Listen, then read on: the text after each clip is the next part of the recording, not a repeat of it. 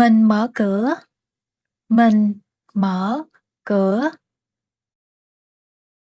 Mình đóng cửa. Mình đóng cửa.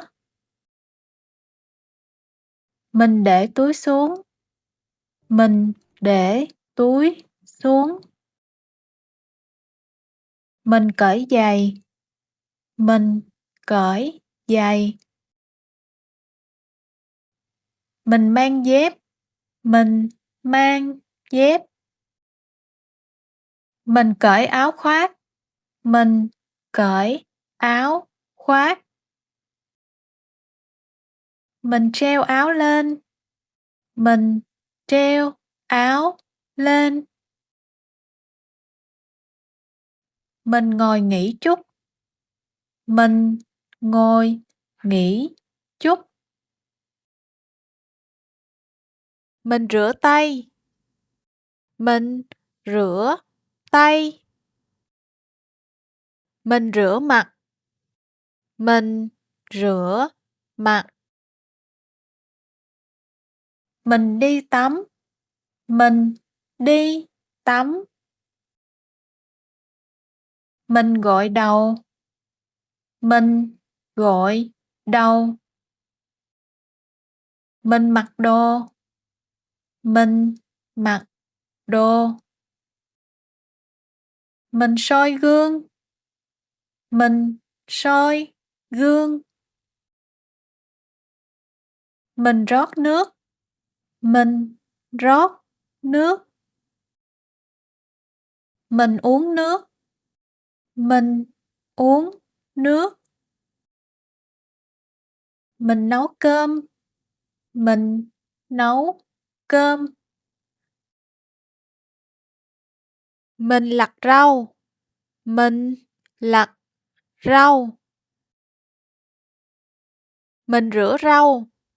Mình rửa rau. Mình ăn tối. Mình ăn tối. Mình rửa chén. Mình rửa chén. Mình lau bàn. Mình lau bàn. Mình mở tivi. Mình mở tivi. Mình coi tivi. Mình coi tivi. Mình tắt tivi. Mình tắt tivi. Mình đọc sách. Mình đọc sách. Mình mở đèn. Mình mở đèn. Mình đánh răng. Mình đánh răng. Mình mở quạt.